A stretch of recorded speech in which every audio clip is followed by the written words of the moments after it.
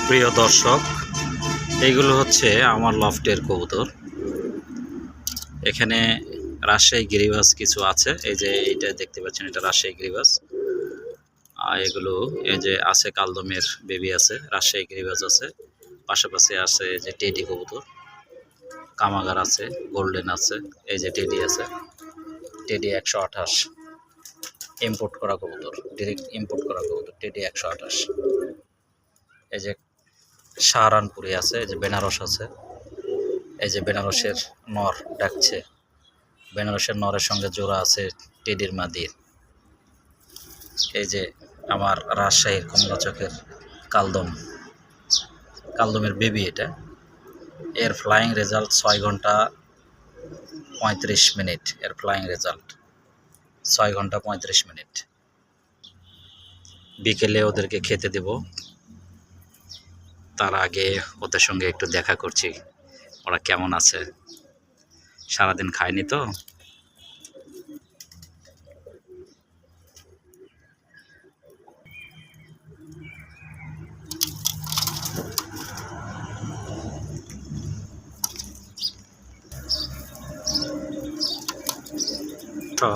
দর্শক, এই যে আমার রাজশাহীর কমলা চোখের কালদম 6 ঘন্টা প্লাস, এদেরই বেবি হচ্ছে এটি।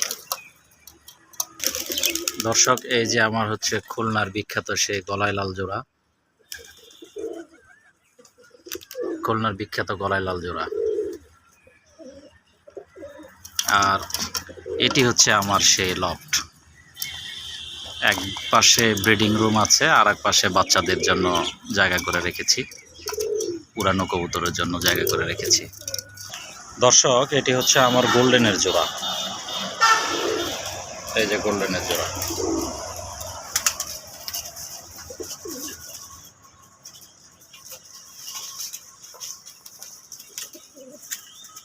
কবুতর ডিম দিবে তো এই জন্য ছোটাছুটি করছে।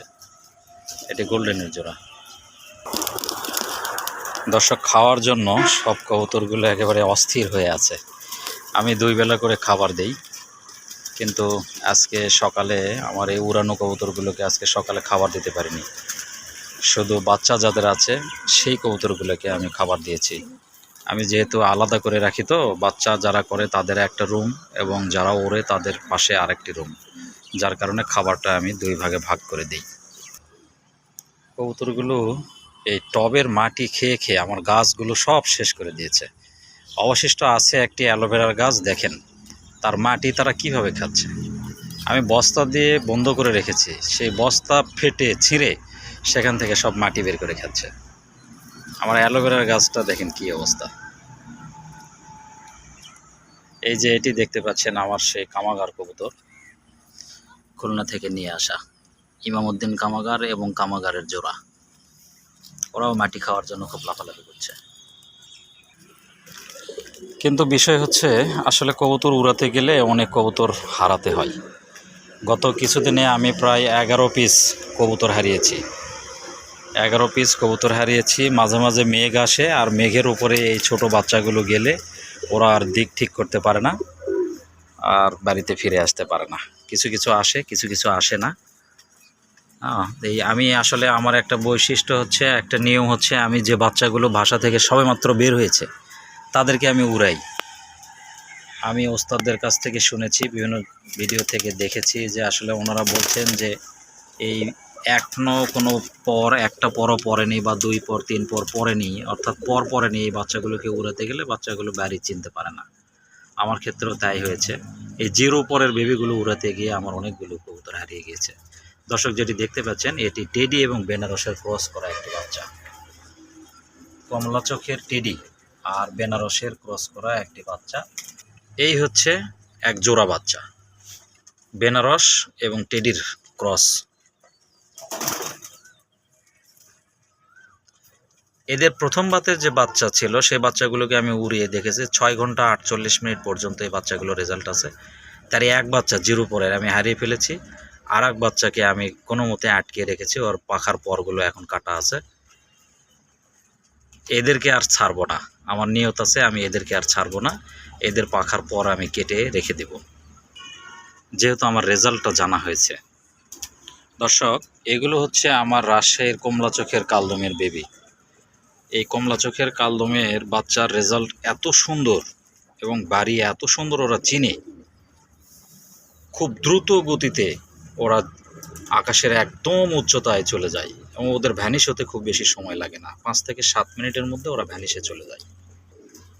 এরা খুব ভালো, খুব সুন্দর চোখ নজর এদের। আমি যে কয় জোড়া পেয়েছি সব জোড়ারে ইনশাআল্লাহ এই চোখগুলো কমলা চোখ এসেছে। দর্শক, এখানে এক জোড়া আছে বাচ্চা। এই বাচ্চাগুলো আমার ইমামউদ্দিন কামাগার এবং কামাগারের বেবি। এখন মশার সময় তো ওদের পক্স উঠেছে, দেখতে পাচ্ছি ঠোঁটে পক্স উঠেছে, মাথার উপরে পক্স উঠেছে। দর্শক, এই হচ্ছে আমার লফটের অবস্থা। যারা দেখছেন দোয়া করবেন ইনশাআল্লাহ আমার খামারের কবুতরগুলো যেন সুস্থ সবল সুন্দর থাকে। এই হচ্ছে আমার বাড়ি। আমার বাড়ির পাশ দিয়ে একটি রাস্তা চলে গেছে, এটি বগুড়া থেকে নওগাঁ হাইওয়ে রোড। এই রাস্তাটি আমার বাড়ির পাশ দিয়ে চলে গেছে। ধন্যবাদ সবাইকে, ভালো থাকবেন ইনশাআল্লাহ।